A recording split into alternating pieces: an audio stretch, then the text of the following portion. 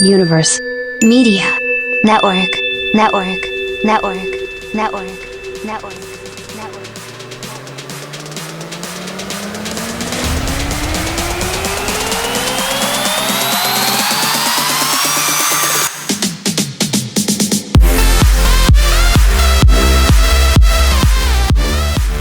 All right, so today we're here with Luke Andrews. Luke, you ready to jump in on some real estate investing with me? I am so excited, Antonio. All right, man. Thanks for being here today. So before we get into business, how about you tell us a little bit about your personal life? Sure. So I am married, have 2 kids. I got 2 boys that are 12 and 10. Very active in sports, and I'm very active on the coaching side with them. So I coach both football and basketball for both my kids. They are starting to get into golf a little bit too, so my life is pretty hectic and busy. From a work perspective, I do a couple of different things in real estate. So I am a real estate agent. I'm also a real estate leader. I run a team of a little over 20 agents. And then I'm also a real estate investor as well. So recently, I had a goal that I wanted to be able to purchase 40 investment properties by the time I turned 40. And just closed on the 40th one about a week and a half ago, and I will be 40 September 1st. So I am just kind of squeaking in under the wire there. Nice, man. Congratulations. That's good. Setting goals is like it, man. That's good. I love it. Yeah, I mean, that's kind of the hardest part. I mean, is figuring out what you want to set. Once they're set, they're pretty easy to obtain. Right. So what were you first, an agent or an investor? It all kind of happened around the same time. I mean, technically, I was probably an investor first, but that was just a function of the market. My wife and I built our first house in 2006, kind of as the market was starting to creep up. And then as it crashed in 2009, 2010, we were at a point in our life where we were starting to have kids, ready to make an upgrade. We were fortunate enough to be able to keep our first house and still be able to purchase the second. So we kept that first one as a rental. Had that for several years, let the appreciation creep back in, and sold that, and then started buying several others here in Louisville. So was your wife always in on the team of this whole mastermind plan, or did she take convincing? Was she in before you? Now, she is all in on the mastermind plan. What she just doesn't really want to be a part of the day-to-day.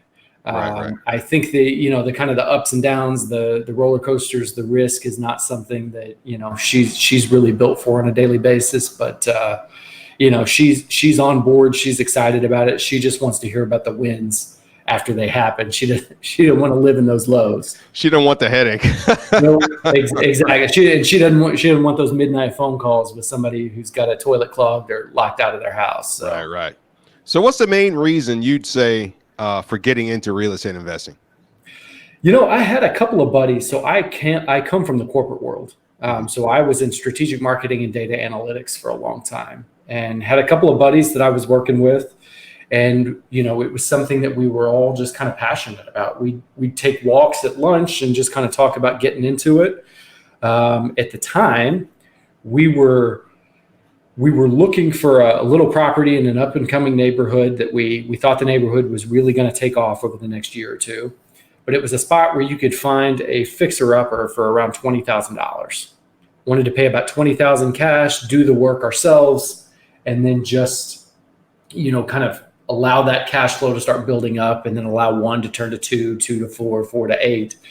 But, life kind of has different plans. As we're in the process of trying to find one of the guys that I was there with, his girlfriend's parents were having a dinner, and he was telling some of the people there we were looking to buy an investment property, and they said, well, we're actually selling our portfolio and retiring and moving to Denver. Nice. So we went from trying to buy one $20,000 property cash to we've got a package of 13 dropped into our lap. Right. And now we got to try to figure out, we knew it was a great deal, but how do we do this? we didn't know anything about anything. We didn't know how to manage. We didn't know about cash flow. We didn't know about any of that stuff. Yeah. Certainly didn't know about financing or how to pay for it or how to manage it. So we found some people that did know. We picked their brain. We learned as much as we could, and we found a way to make it work on the front side. Man, talk about a crash course. Oh, man. It really, really was. I mean, it was super exciting and a lot of fun. And we managed those 13 ourselves while we were, still working full time, had families and everything else. And then bought one or two to add on to that portfolio. And then all of a sudden a package of 15 fell into our lap. And so portfolio was just doubling in size, going from 15 to 30, which kind of forced us out of managing it ourselves and then forced us into going out and hiring a manager, which is essentially, I mean, that's learning an entirely new skill, how to manage a manager, right? Because they're not all created equal, and that's for sure.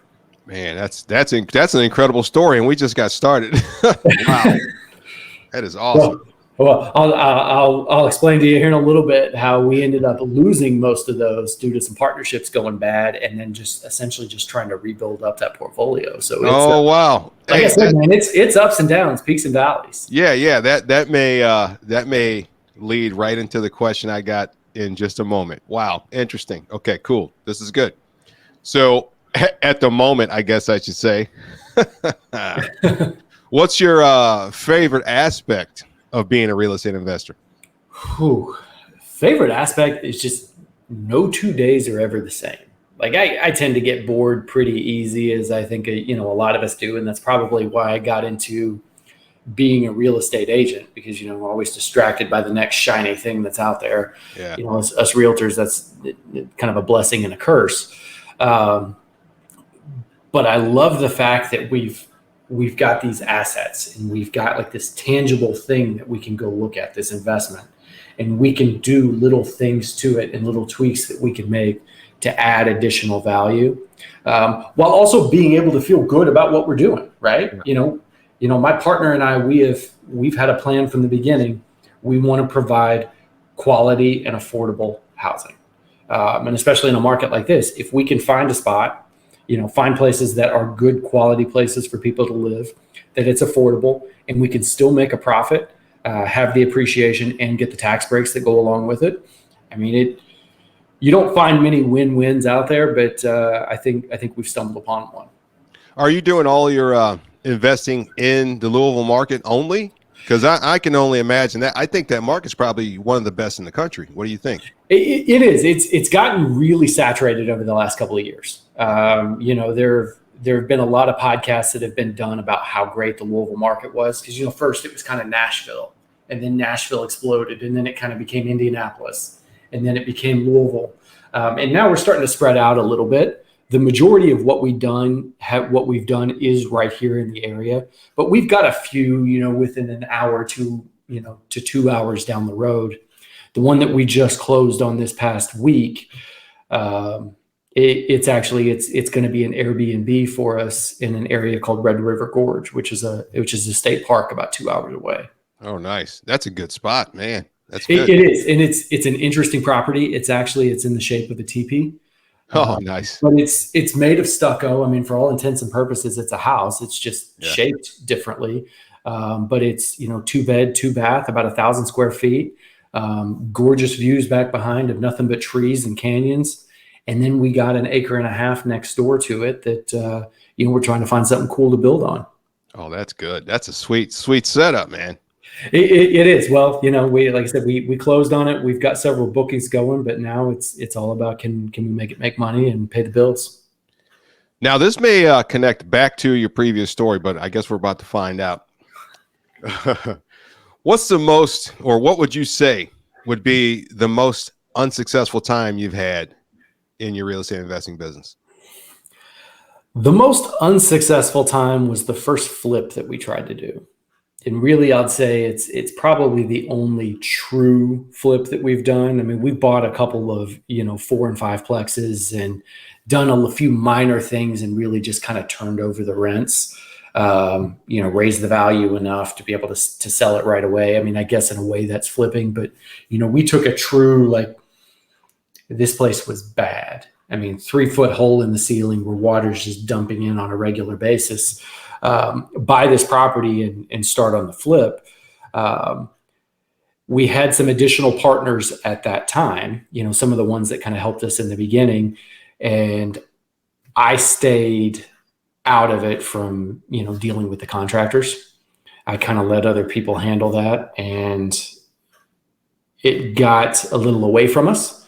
Ended up paying one contractor, $30,000-$40,000 up front. He skips town. Then we got to turn around and hire somebody else to come fix the few things that he did do, and then actually get it completed. And that's one that we actually ended up having to hold on to for about 2.5 years as a rental, because the flip just wasn't working, just way overspent. And, it didn't help that, we had a contractor take off on us. That seems to be a regular occurrence in every market. Can anybody explain that to me? Because I can't believe this. This is business, but there's a lot of contractors who just disappear. What is it? There are, but there's also a lot of people that are still paying so much up front, right? Yeah. I mean, at a certain point, it becomes shame on me as the investor for writing those checks on the front side before the work's done. Now, I've got another contractor for a triplex that we have. It's about 90 minutes away.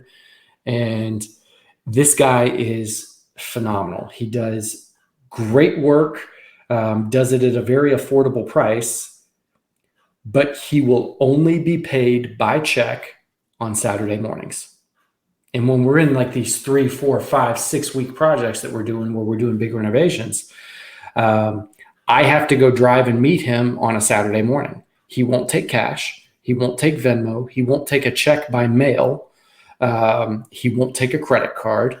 I have to drive, go meet him, walk through his receipts for the week of everything that he spent. And then he has a little piece of notebook paper that he wrote out. Here's how many guys I had. Here's how many hours they did. Here's what they spent it on. And then write him a check. But I'll tell you what, it's worth the alternative of, paying somebody up on the front side, and then they just take off with all your money. Yeah. That's better things to do on a Saturday morning, but true. Keeping money in my pocket is really needs to be at the top of that list. Yeah, it's good to work with somebody who's actually trying to be calculating like you're trying to be. That can be appreciated. Yeah. So to circle back around to your portfolio, I got to hear that story, man. You touched on it. You said you lost the portfolio eventually? We did. So when we were up at around, I think it was 32, 33 properties, we had some additional partners, and we realized at the time that we were going in entirely different directions. We had different goals, we had different visions, we had different values and different plans for what the portfolio needed to do over time. There was, kind of constant infighting and bickering and things like that. And so we eventually just said, hey, we need to part ways. We were going in different directions. And so we sold everything at that moment. And then my original business partner and I, we have stayed together and just started building our portfolio back up. And really we didn't walk away with anywhere near as much as we should have from that deal as we sold those out, because it was hey, we need to cut ties quickly. Let's find somebody that's willing to just come in and buy the whole thing. We took a massive discount on it, and looking back, wasn't the right thing to do. I made more of an emotional decision than a true financial, fiscal, responsible decision. And probably left, I would say, at least $5,000 to $10,000 a door on the table. Yeah, wow. On a package of close to 30 units. So, man, I mean, sometimes that stress is worse to linger. It could snowball into something extremely bad. It can, and it was keeping me up at night. However, the lessons that I learned throughout that process, are worth 10 times what I left on the table. And that's what I have to keep telling myself, at the end of the day. Yeah, for sure. What's the one positive goal you're focused on in your business today? The one positive goal is, so I'll tell you, with my business partner and I, we are exact opposites. So when I wrote my book on real estate investing, one of the things that I wrote in there was find a partner who is, you guys have similar goals and visions, but you have opposite skill sets. So where I'm weak, he's strong. Where he's weak, I'm strong. But he's always been the one who is always, we got to grow, we got to grow, we got to buy more. And I'm the one that's like, let's hold off a little bit. Let's see if this works. Let me make sure that we have enough money to do that. Well, he's the one that got me interested in the TP. He said, this is something we got to do. We got to get into the short-term rental game, and we got to get into these, experience houses is what he calls them. These places that people are booking because they're an experience. And, it's never something that I would have done before, but now it's like, I've got this itch. I see the potential and I see what's out there. And so the positive goal I got now is just find more cool property to buy. I mean, just unique and cool property. Like, we're looking at one right now it's a hotel in Hawaii, which I've never even been to Hawaii, but they've taken half the hotel and taken the rooms, and people own them on an individual basis. Wow. And you can kind of decorate them yourself and then rent them out as Airbnbs. You can manage it yourself, or you can actually have the hotel manage it for a fee for you. They can do the booking, they can take care of the cleaning, the maintenance, everything. So it's just something new that we're focused on that even 6 months ago, I would have told you, there's no way in the world I'm ever going to do anything like this. Yeah, true. And the thing is that the pandemic has increased most consumers, their thought process of, I better create more experiences and do things like that, which Airbnb rentals falls right in line with that. So this Absolutely. is like prime time, man. You're right on it. That's perfect. Well, and like I said, if it hadn't been for my business partner and his venture or his vision, I would have been sticking with that. Hey, easy little single family that fits right into our wheelhouse up into a fourplex, and then just kind of just keep building like that. But he's really got me working on some things. And like I said, we've got an acre and a half next door to our TP right now that we're considering putting, like, we're looking at like luxury yurts. We're looking at tree houses. It's kind of a unique piece of land, and we're trying to find something interesting for it. And again, something I never would have done 6, 8, 12 months ago. It's going to be exciting. What's your current favorite piece of technology you use pretty much day to day? Favorite piece of technology? Man, I mean, I know it's going to sound unbelievably just kind of basic and simple, but it's my iPad with my Apple Pencil.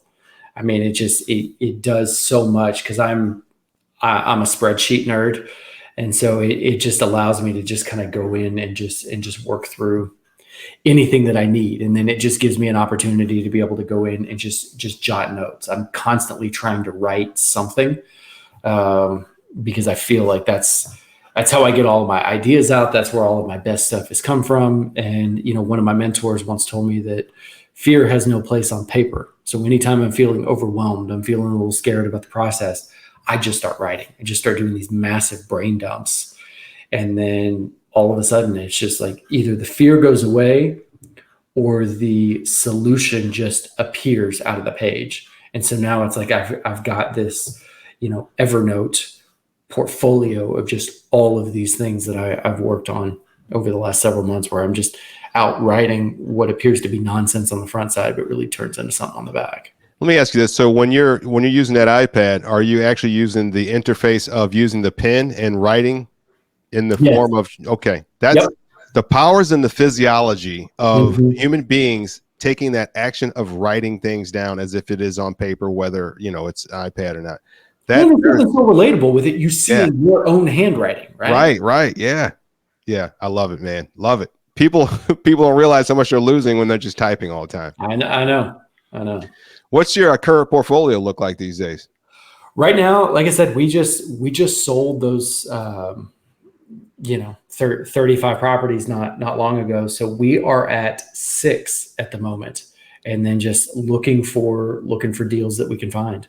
We talked a little bit earlier that our direct market has gotten a little oversaturated, and the ROI numbers are starting to come down.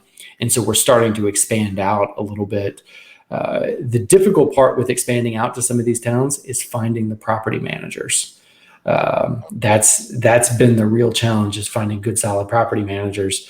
And I don't mind managing a little bit here and there, but when all of a sudden it's like our portfolio starts building back up, and then I've got, 3 that are 2 hours east, and I've got 3 that are 2 hours west, and, 3 that's 45 minutes north. It gets a little bit overwhelming at times, especially with everything else I got going on with family and kids and stuff.